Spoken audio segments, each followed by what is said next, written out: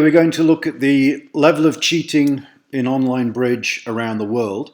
We're going to look at the specific metrics of 8 different countries, and I have more countries listed in the URL at the bottom. So if you're involved in any of those 8 countries, I'm going to use 2 metrics. One is DDOLAR. That is the double dummy opening lead accuracy rate. And the way to calculate that is for every lead, we see if the lead is a double dummy good, i.e. it does not give up a trick, or if it is double dummy bad, i.e. it gives up one or more tricks against double dummy. And to calculate DDOLAR, we just simply divide the number of good leads by the total leads for a pair's DDOLAR.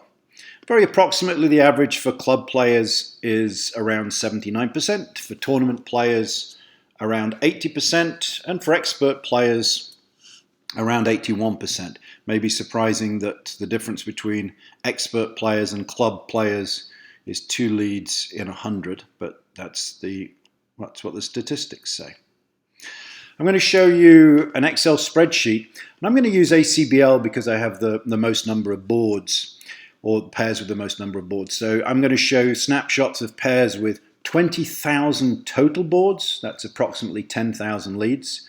And then also for 15, 10,000, 5,000, 2,500, 1,000, and last 500 total boards. And for comparison purposes, I'm going to also look at the virtual ACBL clubs and the other NBOs. For those, we're only going to look at 1,000 total boards. And we're going to compare the results to one of my cheating detection algorithms.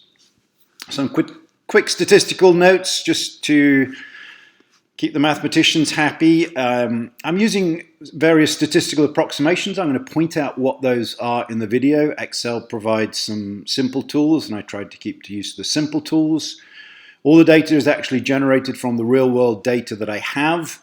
I created different slides at different times. And basically there's a frequency distribution table of each of the players, the number of leads, and their DDOLAR at the time. This next one's important.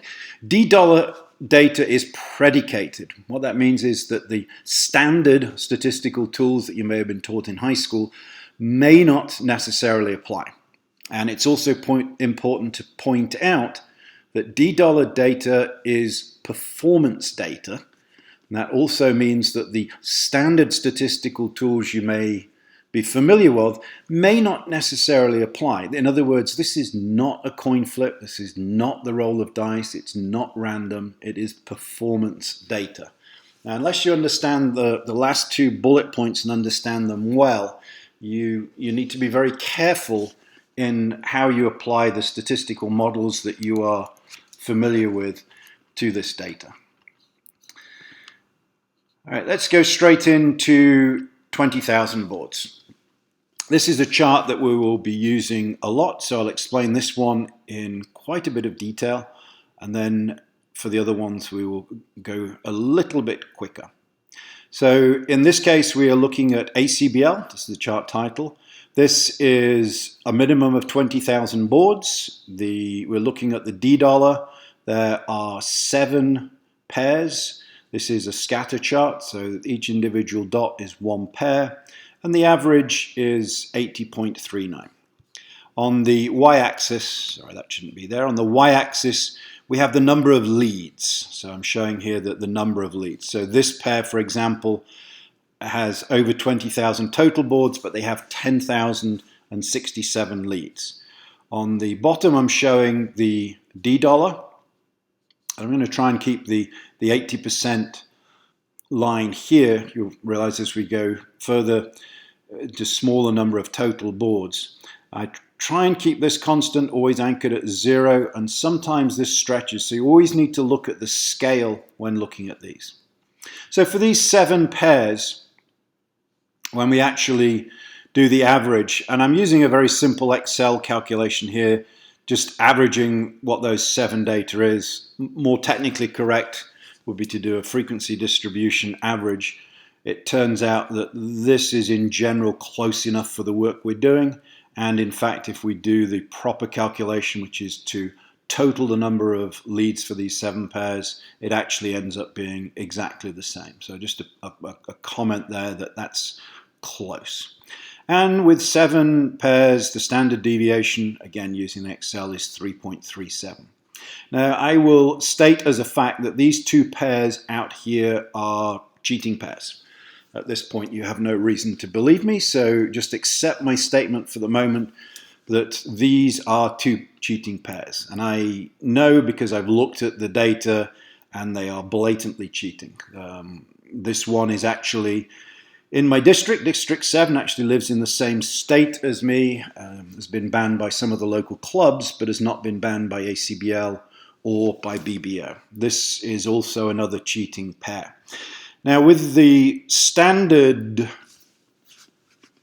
statistical calculations, what you're tempted to do is say, well, 80.39 somewhere over here.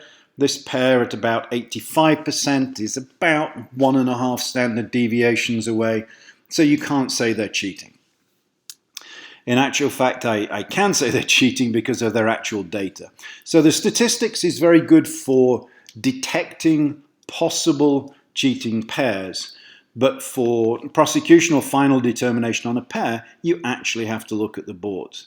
Now, when we do look at these 2 pairs, trust me, they're both cheating, we actually end up with an average of the 5 honest pairs of 78.34 and a standard deviation of just under 1. Now, what this means is the pairs that are over 85% here are actually 7 standard deviations away. Let's look at the same data, but with 15,000 total boards. So it's basically the same 7 dots as before, and we've added this extra set of dots in here. In total, there are 33 pairs, and in the previous one, we had 2 cheating pairs out of 7. That's about 28%. In this one, we have the same 2 cheating pairs before. And again, these 2 pairs are cheating. I've looked at their data. It's quite blatant. And actually, this pair is also cheating. This one's a little bit more interesting. They're only at 81%. For this particular pair, one of the players is blatantly cheating on opening leads, and the other is not. So I suspect it's a situation where one player is helping the other by telling him or her what to lead, but refuses to listen to what his other partner is doing. And again, this one, trust me, is blatant. So we actually have 5 cheating pairs out of 33, which is about 15% of all pairs. And you'll notice a common theme as we go down the number of total boards. This number will go down.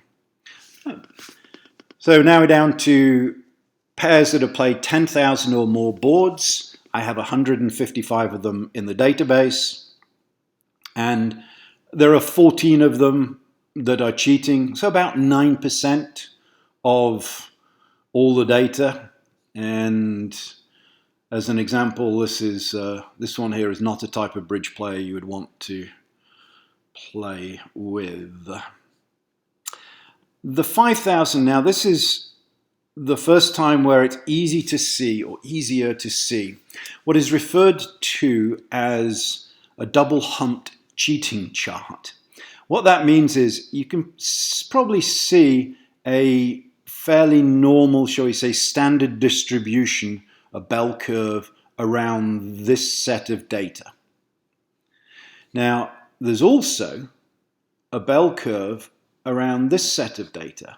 So we've got a double humped. We've got one here and then one here. This is a classic situation. If you look at any other data regarding cheating pairs, the most common being, say, cheating on a high school test, this is what you see. Classically, you see a double hump. And what I'm going to do, the average here, with down to 79, I've got 1,232 pairs that have played 5,000 boards or more. And I'm just going to use as an arbitrary threshold for the moment 82%. In general, I find people with a DDOLAR of over 82%, there's a good chance they're cheating. As I say, this is predicated data, which means there may be some pairs in here which are not cheating.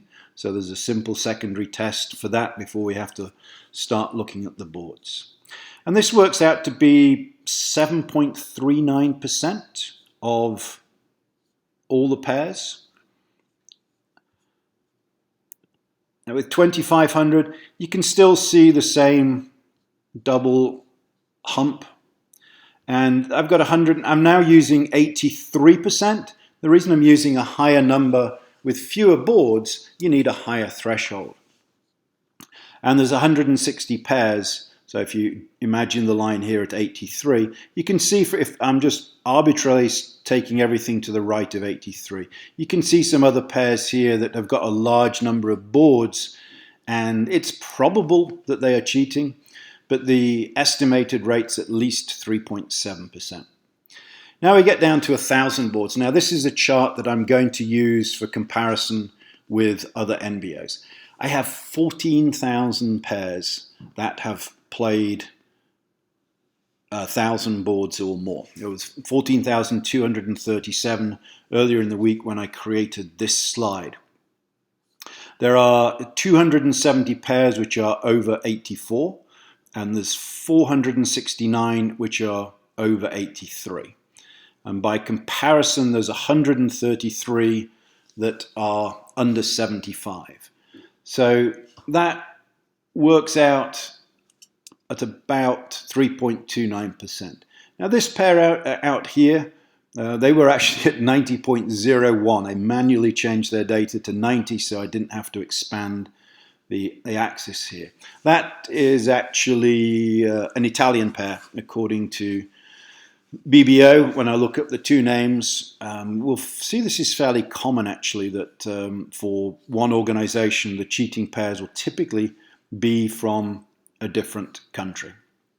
Now I'm going to show you the same data, but I'm going to put some colors in it.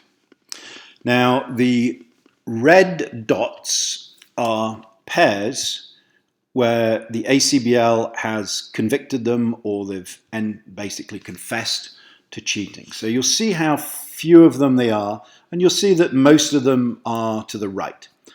The ones in green, I mentioned this is predicated data, and there is a small chance that it's possible that you can get this result through the style of play that you do.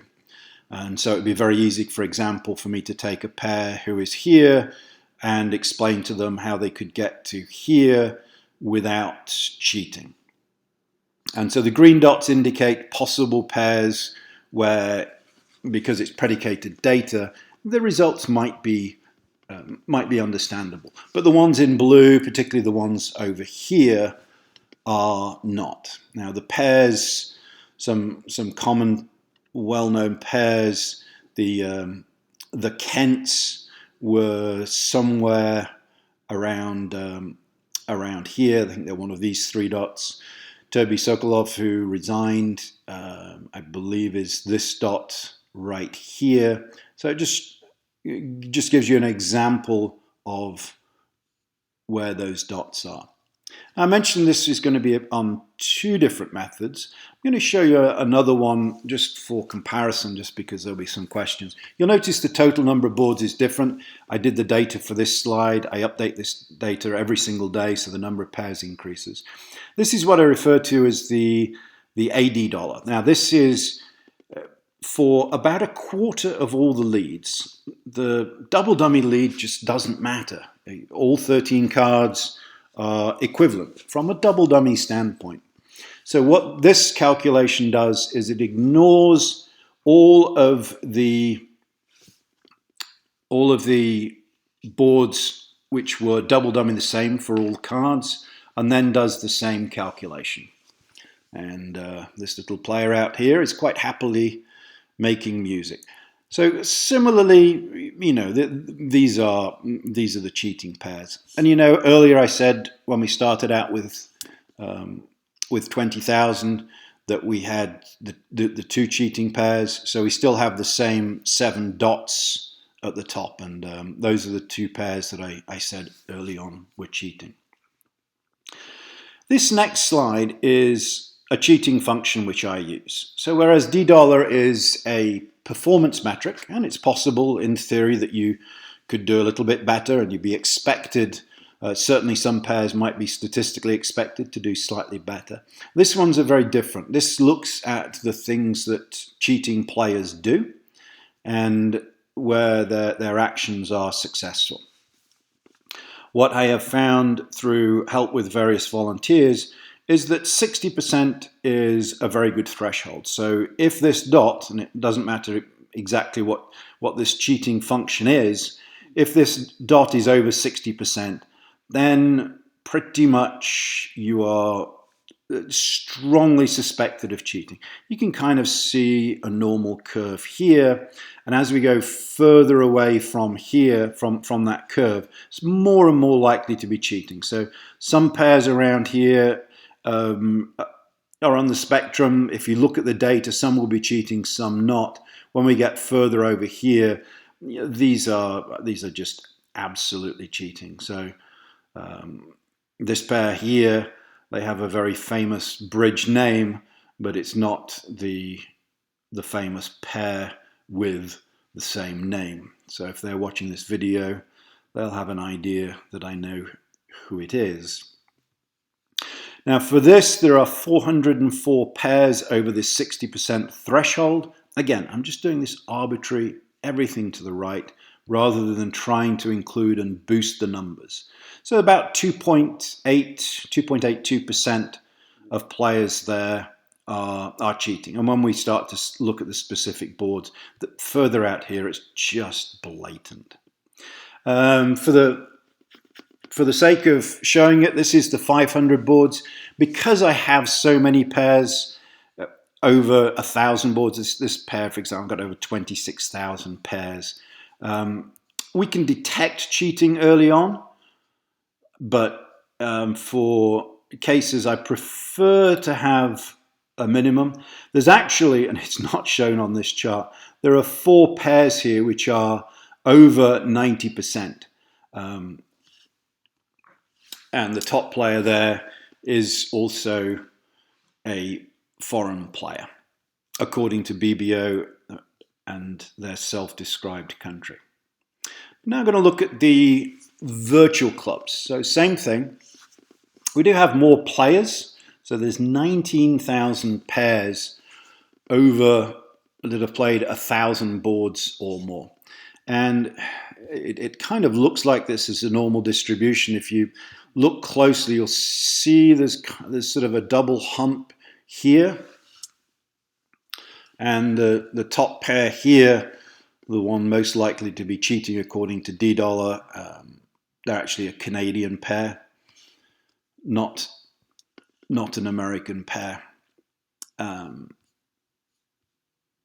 And the ratio there's 312 that are over 83%. So it's about 1.58. Same data, but I'm using the cheating function I have. If you remember, 60% was the threshold for 1,000 boards. And I've got 401 pairs. And there is actually 3 pairs here which are over 80, which because I've tried to keep the same scale, you can't actually see. And so for the top pair there, I'll just say what a game bridge is. We can compare, this is the virtual club, and I'll compare it with the ACBL data. So you see it's very, very similar. Now we're going to look at Australia, doing these countries in alphabetical order. Again, looking at 1,000 boards minimum, and I've got 1,245 pairs, average is 78, and there are 7 pairs over 84% and 14 over 83. The 14 over 83s is just over 1%. And this one here, that pair over there are the Three Musketeers. Same thing with the cheating function that I have. And what we have here is 1,245, and there's 38 pairs. It doesn't look it, but if you were to count, there's actually 38 dots to the right of the 60% line, which comes in at around 3%. And for this person here, who is the most egregious pair, I'm just going to say they're a chicken for not putting their real name. Now we're going to look at the English Bridge Union, and I put VEBU because the data comes from their virtual clubs. And there's a pair here that's certainly played a lot more than everybody else. So same thing, there's 3,344 boards. I have got 16 pairs over 84%, 35 over 83%. So it's running about 1% of pairs that are cheating, are most likely to be cheating based on the data. And this one's a little flower out all by themselves. Same thing, I'm using my cheating function here, but this time it shows that there's 42 pairs that are over 60%. And this pair over here, well, that pair has just got way too many names. So again, 1.26. Let's look at France. Now, I'll go back to the English one and see that the chart here has got 90% on the x-axis. When we go to France, I've got the same data, but look, it's just all suddenly shifted to the right. So it appears that the French know something that the English don't. They only have 225 pairs, and the average for these pairs is just under 80.67%. But this is where the data gets a little weird. There are 37 pairs over 83%. That works out to be about 16.4%. And when I first did this data, I was like, something must be wrong. It can't be that many. But then I looked at the data for this group here, and sure enough, they are cheating. Now, when I do the same thing and look at the cheating function that I have, there are 43 pairs over 60%. That's 19% of pairs that are cheating. And I'll explain at the end why that number is higher than some of the other numbers that you've seen when we look at countries. Let's do Germany. All these charts are now starting to seem familiar. There are 25 pairs over 83%, and there's 435. So it's running around 5%. And when I do the cheating function, the pairs over 60% there, there's 22 of them, which is about 5%. Now we get into Ireland, specifically the CBAI, not the NIBU, and continue to see the same thing. There's 21 pairs over 83%, which is running at about 1%. Somebody had asked, let me just go back to the French ones. So to help with the names here, I would hate to be that person when they get caught. And this is a different pair than the previous ones, and they have nerves of steel for being able to play like that. When we go to the German one, this over here is what we would call an English donkey. And for once, the pair is actually repeated here. So we've got a double donkey, a Donkey Kong. When we come to Ireland, there is a pair that I keep being asked about only earlier this week, and I was told it was the worst cheating pair, that must be the best pair in the world, and it's not. It's only this pair. there is actually a pair that cheats more in Ireland than the name that everybody keeps giving to me from Ireland. So this one is just flying away with the wind here. Now, when we look at the cheating function I have,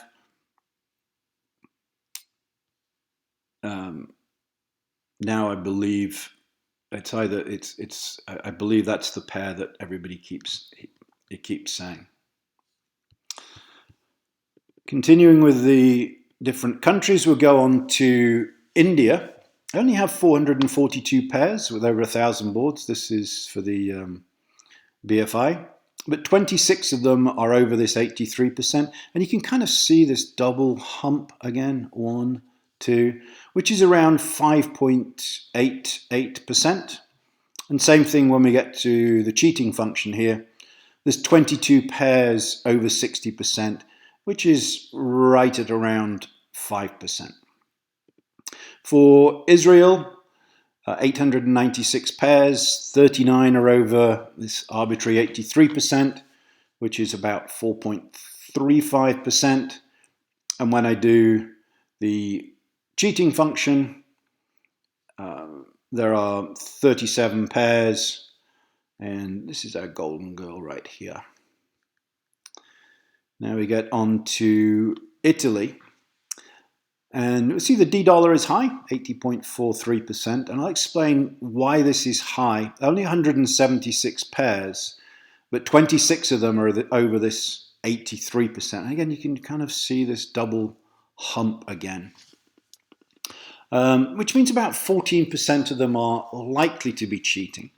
And when I actually look at the cheating functions that I have, or just one of the cheating functions, there are 13% the 24 out of the 176 which are over this 60% line, which is about 13.6%, which is high. Then I'll explain in the next slide. I'm going to explain why those values are high. And by the way, for the Italian investigators, I think this pair, which is the worst cheating pair, it looks like both the names, at least according to BBO, are foreign, and this pair up over here with the highest DDOLAR, it's slightly reminiscent of a Shakespeare play. A little few hints there as to who they are. So let's look at the summary of the data. We looked at 8 different NBOs. And what this chart here is the number of pairs that I have. Here is the DDOLAR for that group. And this is just my cheating function number 1. I just named it number 1 for the purpose of this video. And it shows what the values are. These are true averages. In other words, this is not a function to do an average of these cells. It's actually a proper calculation of the appropriate number, so it's weighted towards the organizations with lots of boards. Same thing here. This is the number of pairs which have a DDOLAR of over 84%. Again, I'm not saying that they're cheating. It's just these are highly suspicious. These are just suspicious as well. So there's 1,000 pairs. The actual raw numbers don't matter. This is the same information for the cheating function that I have. But what really matters is the percentage. It's not the total number. But we're interested in the percentage. So this is the percentage of pairs that is over 84%. And I've highlighted this one because this is where we really start to look. This is the percentage over 83. Now, the problem with that is not necessarily all those players are cheating. There's certainly a possibility that some, it would be very few, have achieved this through random statistical luck. And I also mentioned the fact that the data is predicated, so it's also possible that they have a higher DDOLAR because of the predicates. Now here, this is the cheating function that I have and use for this particular type of data. And these are pairs that are over 70%. I'm sorry, but if you're over 70% with 1,000 boards, you are almost certainly cheating. And this is the percentage which is over 60%. So you see the average for these 8 NBOs is just under 2.5%. Almost certainly, because this is a high threshold and there have been quite a few cheating pairs that have been convicted that are lower than this. I set my threshold very high. This is almost certainly an underestimate of the number of cheating pairs. Now, I mentioned earlier France and Italy were high. If you look closely at this data, what you'll find is the countries with the smallest number of pairs over 1,000 boards, so that would be Italy and France, have got the highest number of cases on a percentage basis. So rather than automatically think, oh my gosh, these 2 countries are terrible, the way you should be looking at this data is, if you remember where I had 5,000 total boards for ACBL, there were 1,232 players, which is similar to, the Australia, the Ireland, and Australia, Ireland, and a little bit fewer than the English Bridge Union. But for ACBL, there were 7% of players had a DDOLAR over 83%. And so what we see here, if we were to sort, you would see that the percentages here for the 2 countries with 176 and 225 are high. And then the next grouping of 3 countries, Germany, India, and Israel, we see their percentages is high, but they also have a few number of boards. Same thing with Australia, and then it dips as you get more boards. And that's because what this is actually telling us is the cheating players tend to play more than other players. And so if you take the top part of the distribution, you are more likely to find cheating players. If you remember, I started with 20,000 boards for ACBL and the cheating rate was 28%. There was 2 out of 7. And as we went down to the number of boards, the number dropped. So I do want to caution you about suddenly saying, France is the worst cheating country, and with Italy close behind. It's very easy to incorrectly deduce that from this data. I do have a URL which has got other countries and other statistics. And the question is really, what is the solution? Hopefully this video has shown the size and the scope of problem. And here's really the problem number, that we've got well over 1,000 pairs that are playing organized bridge, and that's only from these 8 NBOs that are most likely cheating pairs. So the other URL is here. This is something that I update it every night, so the numbers, the totals will be different as the data is done. And this, what I do is a threshold for 1,000 boards. So these are the various countries that I track. And then I also do the same thing for 500 boards because there are some smaller NBOs that were curious about their statistics. I'm going to put in the comments below where to go to the videos for each of these different countries. I hope you enjoyed it, and hopefully it was educational and you learnt a little bit more about the scope and size of the problem of cheating in online bridge.